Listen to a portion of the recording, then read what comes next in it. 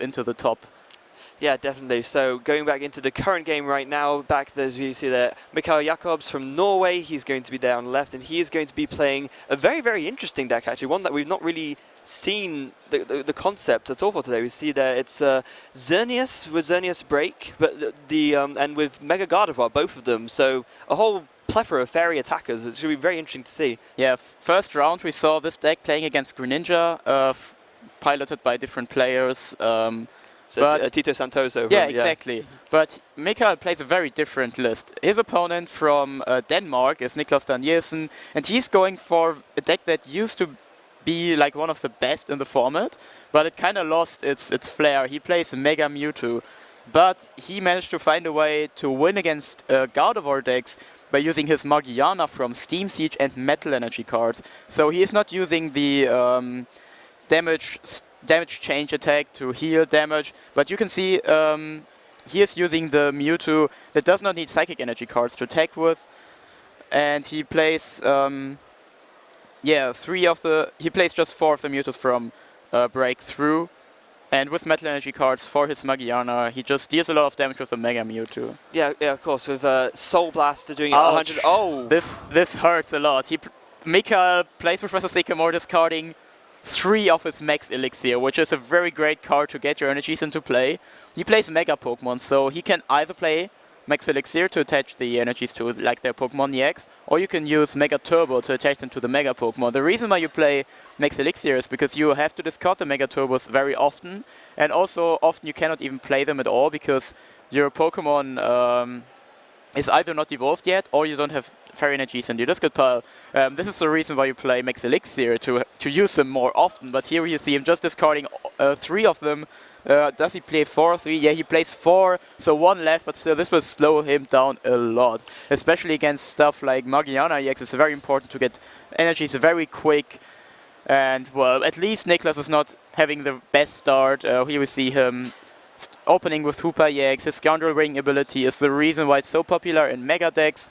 However, when you start with it, you cannot really use it early on. Yeah, so as we can see, when it comes to the decision of whether to use Max Elixir or Mega Turbo, I think especially for Mikael's deck, it makes a lot of sense to go for the Max Elixir because you have a lot of non-Mega Pokemon basics that you can also attach to. So even if you've already evolved one of your Gardevoirs into a Mega Gardevoir, you can just bench a Xerneas and use Max Elixir to attach to that. So I think it makes sense to use Max Elixir in that context. It's more likely that you'll have something to be able to attach to early on, especially with the Max Elixir, than it is with Mega Turbo. Yeah, on the other side of the field, you see a very similar deck that is also using Mega Pokemon and also needs a lot of energies to attack with, but Nicklas decided to play Mega Turbo and no Max Elixir. The reason for this is because Mega Mewtwo needs the energies to themselves. So once you have your Mega Mewtwo in play, you need to attach the energies to the Mewtwo, and Max Elixir can only attach energies to benched basic Pokemon, so neither to your active nor to your Mega Pokemon. So this is the reason why Mega Turbo is more popular in these Mewtwo decks. Yeah. And also the Mewtwo decks can use double colors energy cards, which Gardevoir is not really able to. Yeah, as you see that Nicklas Danielsen, he benches the Magiana EX, so of course this card is mainly used for its ability, so once it's out in play, any Pokemon with Metal Energy attached are not affected by effective attacks. We saw Shintaro Ito at the World Championships this year. He used it in his Mega Ordino deck so that his Mega Ordino wouldn't be affected by something like Bubble, for example. Yeah, or Stardust. Yeah. But Stardust, of course, in this meta game, a few people play it, and there are also a few people in the top 32 who have 1 Jirachi in their deck. Yeah. But of course, the main purpose is just to be able to deal with Mega Gardevoir here. Yeah, of course, because it has that Soul Blaster attack, which just for free energy does 120 damage, and then next turn does 60 damage. But of course, by then you can just switch it out to get the extra damage again. So normally just doing that 120 one time to Mega Gardevoir or Gardevoir is enough, because of course all fairy Pokemon have metal weakness, so you double that weakness and it makes it 240 damage, so it's a knockout. Yeah, exactly. And Nicklas starts, even though he started Hoopa, looks kind of decent. He got an energy to his Magiana, which I think is very fair. And in theory, he could next turn play Lysander and then have a Floatstone. But let's see what Mikael is going to do here, because, yeah, like we already said, his discard pile is not looking that optimal for the situation, and he really needs to apply some pressure. Of course, the Steam Siege Gardevoir, I think, the Steam Siege Mega Gardevoir, I think, is the preferred attacker in this matchup. However, he only has 1 of them in his deck, so once that gets knocked out by Margiana, it will be very hard for him to come back.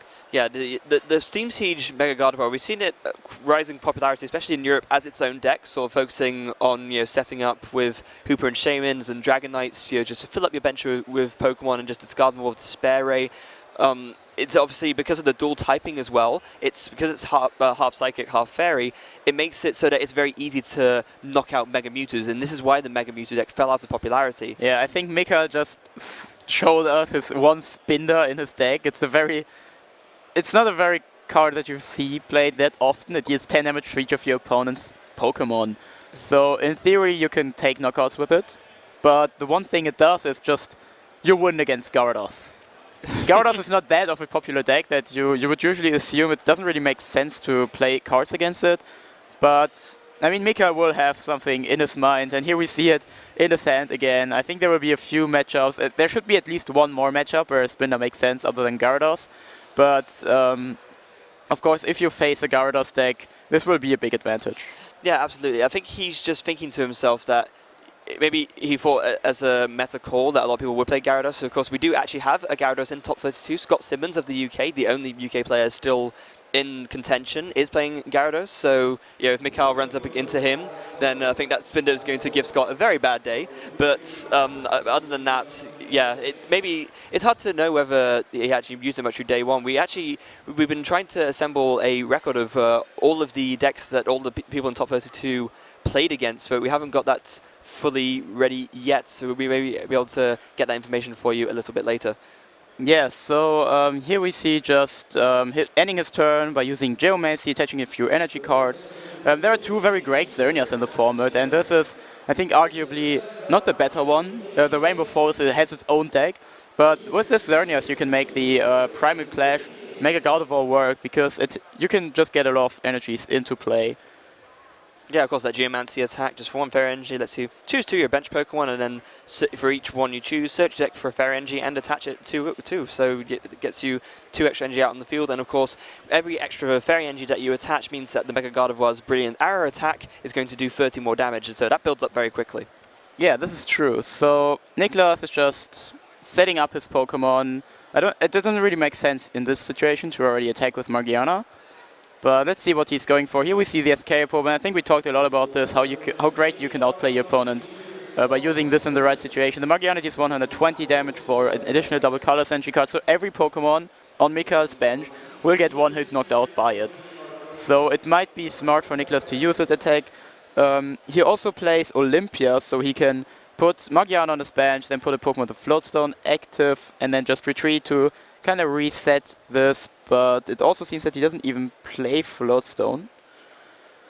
Yeah, so that's not an option. But of course, Olympia is just a great card in general. Yeah, unfortunately for Nicklas, he does not see the double colorless off of that Sycamore, and his bench is full, so he can't even say, Ultra Ball for another Shaman to draw more there. So it looks like Nicklas is going to miss the attack next turn, which is, well, this turn rather, which, yeah, is a bit of a shame for him, but he's going to have to be content with attaching a Metal Energy to his bench beginner, and he's probably just going to have to pass.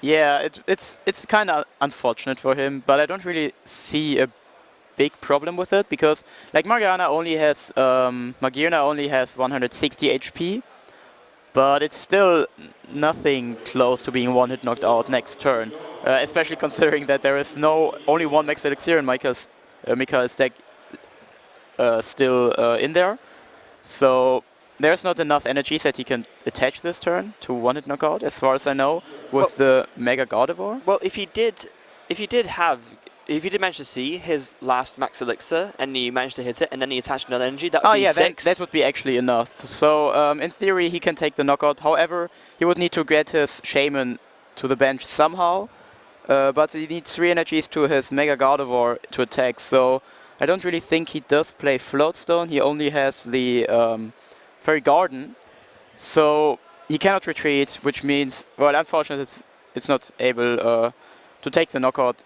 this turn, unless he uses the Steam Siege Gardevoir and then discards his whole bench, but then he would lose all of his energies, which I don't really think is going to happen here. Yeah, it's unfortunate as well. And okay, so we see a Lysander onto the Hooper And yeah, he's going to just Geomant here. And I think in this situation, this play makes the most sense because you know you can't get a knockout regardless, so you may as well just bring up something that's going to force your opponent in a bit of an awkward situation in terms of retreating and start building up that fairy energy, because now Mikael has so much fairy energy on his field that he can just spread it around, make sure that everything can retreat off this fairy garden, make sure that he's in a position where his Gardevoirs can attack next turn, and make sure that there's enough energy so that the Brilliant Arrow attack does enough damage to knock out all of Nicklas's stuff. Yeah, also, Nicklas Pokémon are all Pokémon EX. He doesn't have any non-EX Pokémon, so whichever Pokémon he uses to knock out this Xerneas here, Mikael will take 2 prize cards if he knocks out afterwards. So if Mikael just uses Geomancy the whole game to set up all of his Pokémon,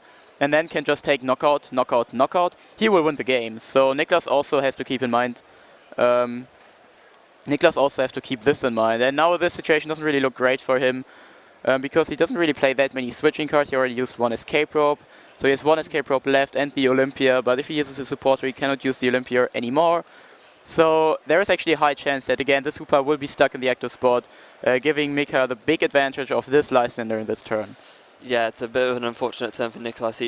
His best turn essentially would be drawing cards off of it versus something like a Sycamore, and then hitting the escape rope as well, so he can actually switch out that Hooper, because his only other way of retreating is he has a double colours in his hand. He could attach that and retreat, but then he's not attaching to something that he can attack with. So yeah, but he just attached the Metal Energy to Magir now, so again he won't be able to attack. Another thing I think he is forced to do at some point anyways is to play Parasity, limiting his bench Pokemon to get rid of this Hooper EX and the other Shaman. They're just lying there, not doing a lot. And now I think Mikael has a big advantage. Here we see his last Max Elixir. Hope for him that it will hit.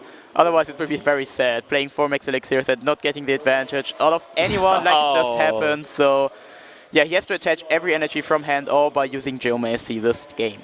Yeah, but I mean, he's already done very well off of that. We can see that he already has 1, 2, 3, 4, 5, 6, 7 energy on the field from just geomanting and attaching manually. He's building himself up very nicely to be able to just plow through Nicklas's field with that Mega Gardevoir from Primal Clash. Yeah, 210 damage for 7 energies is enough to one-hit knock out every Pokemon on Nicklas' field. So these energies are enough. He just needs to prepare for getting knocked out and then still having energies. He has 1 XP share attached to his benched Shaman EX, so he will only lose 2 energies when one of his Mega Gardevoir will get knocked out. But if he uses the Xerneas Break attack, which is also a great inclusion in this deck because it kind of counters. I don't really think you need a counter against Regice, but it serves as a Regice counter. And with the live stream attack, you do 20 for each of your energy attached to all of your Pokemon. It's not 30 like the Mega Gardevoir, but it's it only takes 2 energy, so you don't lose that many if you attack. And also it's a non-EX Pokemon with 150 HP, so this Xerneas Break has a lot of advantages. Yeah, this is something we neglected to mention from his list earlier, but the fact that he plays it is just, it gives him that versatility of being able to, if he can, just take the knockout. He has enough energy on the field so that he doesn't need to attack with the Mega Gardevoir. He can just attack with the Xerneas instead. And yeah, live stream, of course, 20 damage for each energy that you have in play. It's just really, really great attack. We've seen it being used in other decks as well. We've seen that a lot of lists that have played the Rainbow Force Xerneas have been taking it as a one-of because of the extra HP and the fact that it's a counter to anything that can't be hit by basic Pokemon or by EXs. Obviously, it doesn't matter so much in that circumstance, but it's really good. Now, Mikael is doing one thing I really, really love. He attacks with the Gardevoir EX, Shining Wind. During your opponent's next turn, this Pokemon has no weakness. So, in this way, even if Nicklas somehow manages to get his Hooper back to the bench by playing Olympia or Switch, which Mikael doesn't really know that he doesn't play them, but you have to keep this in mind. So, if he plays Switch or Floatstone, the Gardevoir will stay in play. If he plays Olympia, the Gardevoir will most likely also stay in play. If he plays Escape Rope, he can just put something like Shaman or the other Xerneas active. So it's very unlikely for Nicklas to get the knockout here. I think he would need 1 double colors and a Mega Turbo to take the knockout, if I'm correct. Yeah, I believe that will probably be enough. Yes, that's right. Yes, it would be enough to knock it out. That'd so be let's 190. See. Exactly, but since we know Nicklas cannot play Olympia anymore because he already played with the Sycamore, he has to play Escape Rope, and then Mikael can react to it. So we saw that Nicklas just played a Max Elixir down. He has an Escape Rope in his hand. And if he does play it, it seems kind of weird that he did play the Mega Turbo first, because when you use Escape Rope, you want to give your opponent as less information as you can, like we already saw last game. So the less information your opponent has, the worse his decision gets. So when you have an Escape Rope and know you will play it eventually anyways, you try to first play the Escape Rope, unless you want to bait your opponent into something. But Nicklas didn't play the Escape Rope anyway, so it wasn't a big difference. Yeah, it looks like he actually decided to just not attack entirely. He did have the option of attaching the double colorless and just going for the attack with the Mega Mewtwo, but deciding not to, and just being content with playing the Mega Turbo and passing. Which, interesting play from Nicklas here. Yeah, because especially with Escape Rope, he could have knocked out every Pokemon, because you can also attach the double colors to the Magearna on the bench.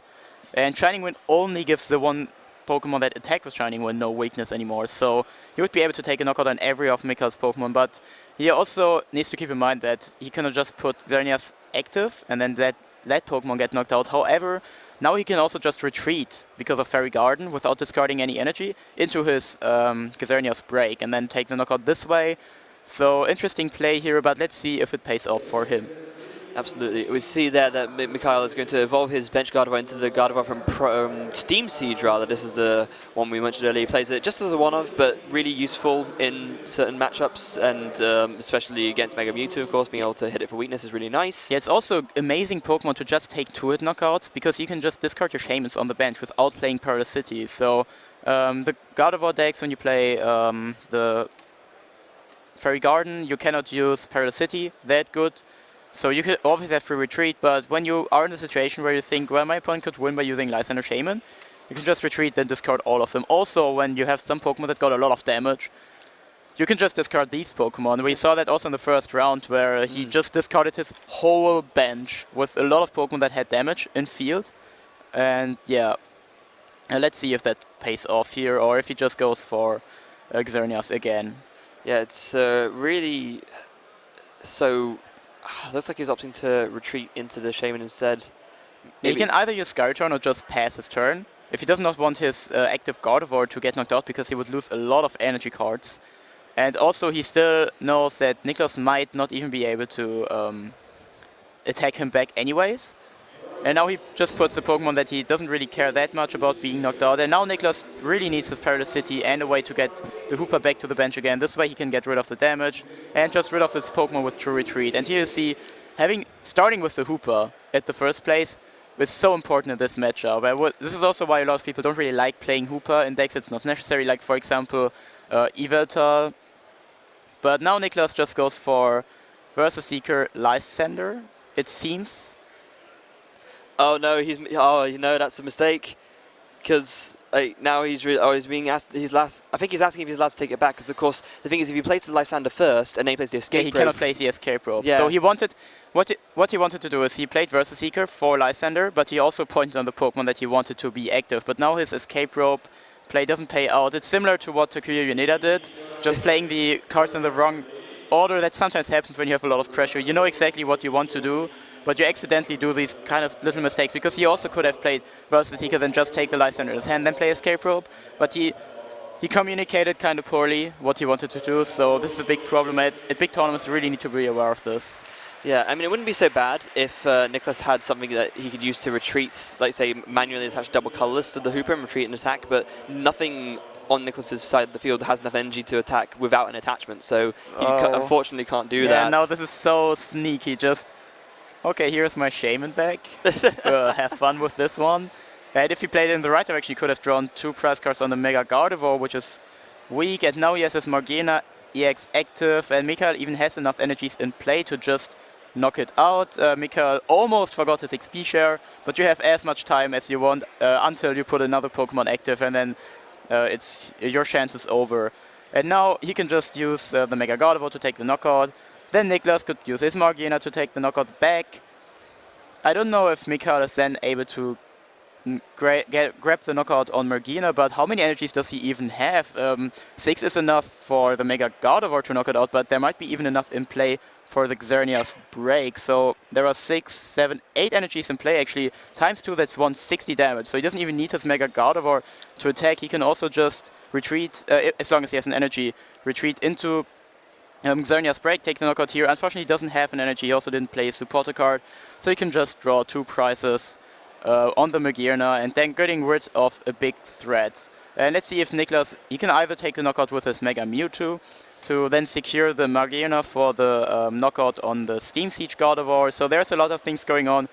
You have to kind of predict what your opponent is going for, and you need to trade off your chances of even just getting enough energies for the knockout. Yeah. With the Steam Siege Gardevoir, you do need to be a little bit careful. You mentioned earlier that how you can use it to discard your enchantment, which is of course great, but it's kind of, you have to get the right balance between doing that, but also making sure that you have enough things to put energy on so that the Primal Clash Mega Gardevoir is doing enough damage, because of course the whole idea behind spreading out your energy is that you want it so that any knockout that your opponent takes is taking the least amount of damage off the field in terms of knocking energy off. So you want to maybe put 1 energy on one Pokemon, 1 on another Pokemon, and if you end up discarding stuff, then obviously if it's a late enough point in the game, we saw that Tito timed that switch over massively in terms of knowing when to do that big discard, but at this point in the game, Mikael is probably, he's doing absolutely the right thing, just leading with his Primal Clash Mega Gardevoir. He doesn't need to discard anything at this point. It's working out really well. Like I already said, he wasn't able to attack last turn, but here we see another Lysander on the Steam Siege Gardevoir.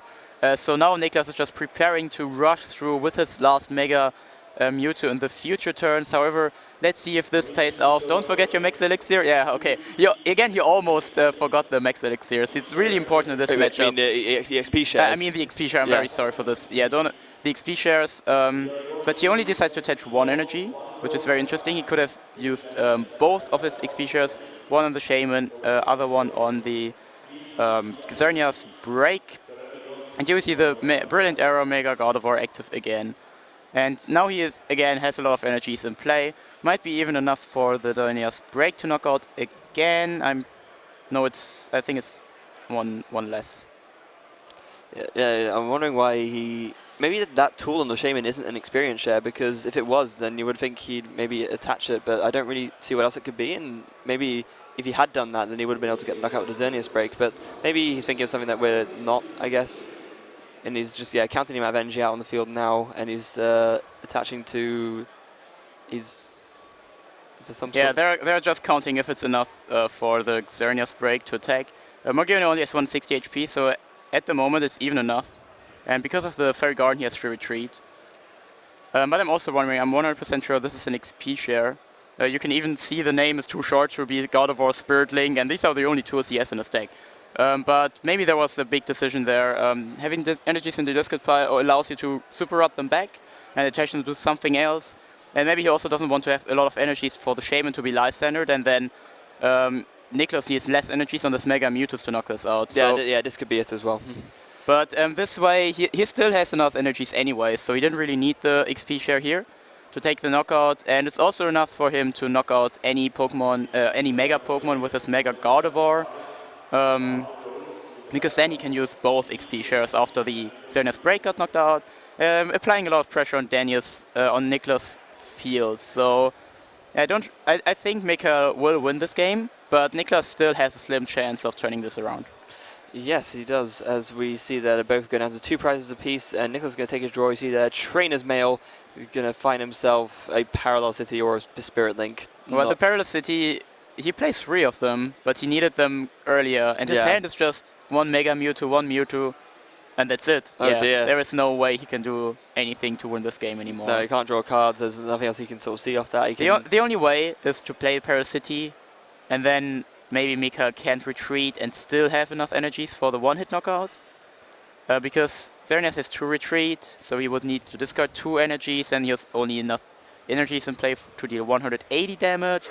It's very unlikely that this is going to happen, and even if it doesn't, Mikael can just use attack with the non-break Xerneas, Geomancy, attach more energies again, and then it should be over. So Nicklas is really forced in a spot here. Yeah, he can play the Parallel City the other way around as well. The other way around, the blue side facing him, opting not to, but he could have maybe discarded the Hooper. Yeah, it didn't really matter because the Shaman also is a one-hit knockout anyways. So let's see. He just needs a Lysander or an energy. Mikael, I saw the energy. I guess he just counting again if that is still enough for the knockout if he retreats. Let's see what he's going to do.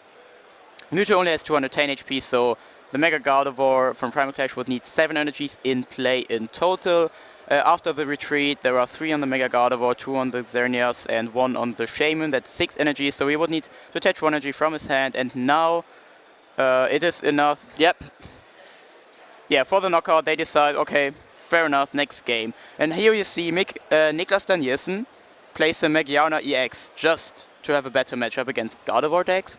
And the Gardevoir decks he wants to have a better matchup against are usually not these with the Xerneas, but the one with they play only Steam Siege and then stuff like Skyfield and Dragonite that can really place so much pressure against Mewtwo decks. However, Mikael plays very good and does the right decisions. Everything turned out perfectly for him. Of course, we saw the one mistake Nicklas did with the Escape Rope and the Lysander, but maybe he can turn this around in the next games. And you're always learning new things. Yeah, you are. And as we've mentioned many times before, it's a high-pressure environment. You know, these guys are in day 2. They've already, they've already done incredibly to get all the way here, and it's already a high level of prestige. And you got something to prove at this point. When you're in the top 32, you're thinking to yourself, right? I've gotten through, however many 100 players already. Here I am with a shot at making the top 8. And if you make the top 8, you have a chance of becoming the first ever international championships champion, it's a pretty big title. Yeah, this is true. It's kind of like I already mentioned this before, but it's kind of like World Championship. Yeah. But you don't need an invite, so everyone can come here for themselves to make a big name. And it's just not, you get a big name when you win a Regionals, right? When you win a Regional Championship, everyone knows your name at least and knows which deck you played. But when you win this big tournament here with so many players from all around the world, I think from almost every country where there are Pokemon players, there are a few here, even from people that don't even need CP to get the Worlds invite from their country. They're still here just to attend in this tournament, and I think this is a great thing. But let's see how this matchup turns out. If Nicklas is able to turn this around with his Magiana X, or if Mikael's Gardevoir is just too strong. So if you're just joining us, ladies and gentlemen, we are here in round 2 of day 2 of the Pokemon Trading Card Game European International Championships. We've got Mikael Jakobs on the left, we've got Nicklas Danielsen on the right. They're about to go into game 3 of this match. It was game 2, rather? Game 2. No, game 2, sorry. And Mikael has taken game 1, and we are kicking off right now with game 2. Nicklas is going to go first. He's going to bench another Magiana. He's got started with 1 active, so and that's all he's got. Maybe he has a double color synergy card, so he doesn't want to reveal anything. And here we see Spinder, the hero of his deck, knocking out Magikarps for days. And I'm very sorry for everyone who might be asking this, but I don't know what Spinder's second attack is doing. I'm sure we'll find out if it ends up being active at some points. But also with the Magiana, it's right now, Nicklas's hand has actually got nothing. He said he might want to be conserving the double colors. He does have one in his hand, but you can see him flicking through his hand right now. There's no draw support in there at all, so it's not really baiting. He actually just doesn't have much. Well, at least he can draw a prize in the next turn and then do a lot of things. He can also play Escape Rope into Magiana and then retreat just to reset a Soul Blaster and then maybe draw 3 prize cards actually with this. So it might be one of his plans here, but of course when you can't do a lot of things anyways, this is the best you can do. And yeah, we just found out Spinder's first attack says flip a coin if has your opponent's active Pokemon is now confused. This is not very good because Mystic Heart just prevents this attack, so I don't really see why Spinder hit the bench here. Of course, it's just a Pokemon that you can attach energies to. It has 1 retreat, also 80 HP on a basic Pokemon, so it doesn't even get knocked out by Soul Blaster when the effect is in place. So also, not only that, the first attack, if you flip Tails, Spinder itself gets confused as well, which could be a bit sad. Yeah, this is true. But here Nicklas just takes a very early lead. Soul Blaster 120, 240 because of the weakness on Xerneas, and Mikael Jakobs just getting another Xerneas going here. And now he can use more Geomancy, taking out early pressure and... Oh, but he decides to take its second energy. This might become a problem, but only if Nicklas has a pretty good hand. We see he has an Escape Rope and he has a double color synergy card to retreat again. So we might actually see Mikael just promoting his Spinder for it to get knocked out. And at this point, the way Mikael plays here, it really looks like he understood that Nicklas plays no float stone and no escape no switch, only escape rope to switch his Pokemon. And also, what I completely forgot, last game, Mikael dominated without even using his max elixirs. He discarded all of them, and the one he actually played didn't give him an energy.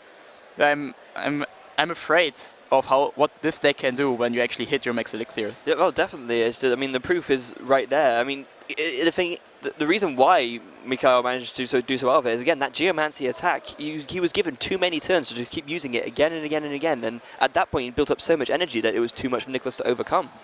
Yeah, also Nicklas is not playing Pokemon Ranger, which would also allow him, similar to why people play Pokemon Ranger and Volcanion, to attack to 240 with Soul Blaster again. Pokemon Ranger is usually also a counter card against stuff like Glaceon EX, Regice EX, or Jolteon EX. However, against Jolteon EX, this deck doesn't really have a big problem because you play Mega Pokemon.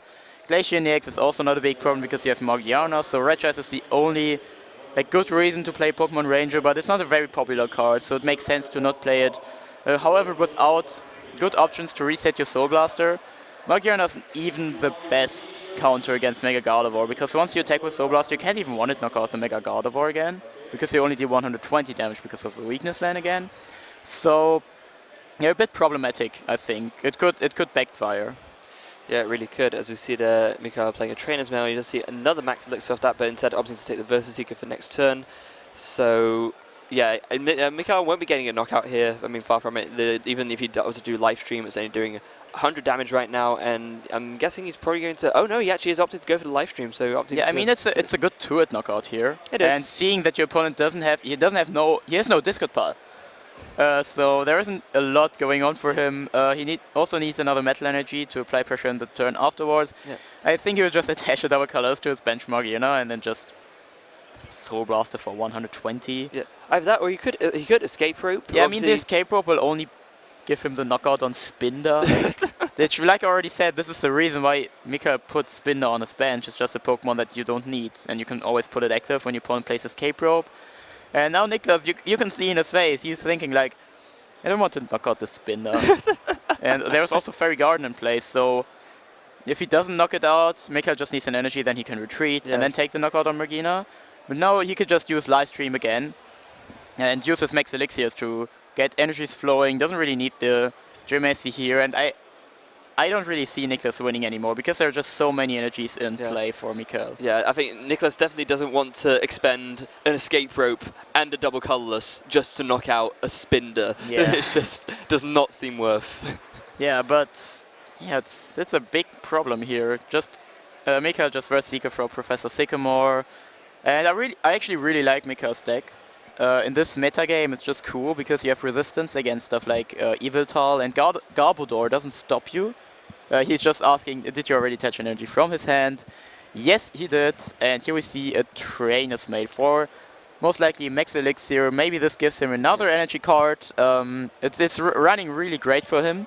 He plays 11 Fairy Energies, which I think is like the... Most Yveltal decks play Max Elixirs, but only 9 Darkness Energy cards. However, they also have double colorless to attach from their hand. So it's a kind of similar deck. But still... Yeah, this game itself here doesn't really look great. There's not a lot going on. I want to go back to this Garbodor point because I think it's very important. What Mikael's done here, he's taken this Gardevoir Steam Siege archetype that's obviously done very well, recognized a weakness in it in the fact that because Yveltal Garbodor is so popular, that that's ability locking is going to shut off its setting up a lot of the time, and sort of adapted the strategy so that he still has that option to attack with. Obviously it's very strong, but having a non-ability base of attacking with this Primal Clash Gardevoir means he's not vulnerable to that, and it's again paying off in spades. A very clever call from Jacob. Yeah, but now Nicklas only has a Lysandre. His only option is to play Lysandre Spinder, I think, and then hope the opponent doesn't have an energy card. Because then... Oh, it's not Spinder, but Shaman. Fair enough. I think that Nicklas just laments the idea of even giving Spinder the ability to be in the active spots, which is it's a bit of a shame. Yeah. But I think that as Nicklas pointing out, there's not enough energy just yet, so there are 8, right? No, there's... no, it's only 7. Yeah, so 1 energy left for Mikael, or he needs a Spirit Link and the Mega Gardevoir, or just 1 basic Pokemon to attack with the... Oh no, he can't attack with the Steam Siege because it doesn't have enough energy cards. So let's see. He has to retreat. He just needs Max Elixir to hit, or he needs the Mega Gardevoir and the Spirit Link. Yeah, and it looks like that's what he's going to go for. He's going to play an Ultra Ball. He's probably going to grab something that isn't the Mega Gardevoir just so he can thin it out of his deck, but... He could also just take the Mega Gardevoir, because I'm pretty sure he has a Shaman in his hand, so he takes the Mega Gardevoir, then plays Shaman, and looks if he gets the Spirit Link or not, and then he can still play N, and then shuffle the Mega Gardevoir back, and the cards he discarded with Ultra Ball then won't come into his hand, then he can still hit the Max Elixir, or just happen to draw the Spirit Link and Mega Gardevoir again. Yeah, we'll have to see. I mean, either way, I think it's safe to say that Mikael is a pretty almost dead set lock on this game. It's not 100% over yet, but I think we can all see the writing on the wall, basically. We see that he does draw that Shaman. Does he see the Spirit Link? It doesn't look like he has. But, oh no, he has. Maybe... No, he's just the deck going for 100 damage, no weakness again, so if Nicklas has an energy card, he can't even take the knockout. Trainer's Mail, I think this is a relief, but it comes a bit late. Another Lysander, so I think now he's forced to play Lysander Spinder. On the earlier turn, it actually made more sense to get the Shaman, because if Mikael then doesn't get an energy, Nicklas can at least draw 2 prize cards.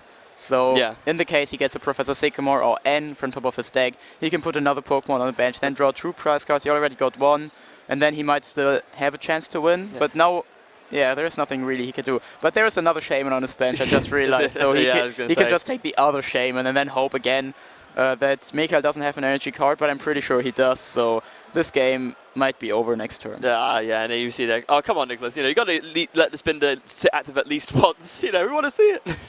Yeah, but so obviously this is the better play, so, Yeah, what do you do here? Yeah, he's just like, oh, yeah, play energy, good game, thank you, Mewtwo guy. And, well, very, very unfortunate for him, because he invested so much. Like, the Mega Mewtwo damage change is such a great attack. So he cut the Psychic Energies for Metal Energies and put Margirna in it to make everything work. He cannot play the Garbodor. And then you still lose against Mega Gardevoir. It's very unfortunate, but this is how the game works, and I really like Mikael's deck. It's very consistent.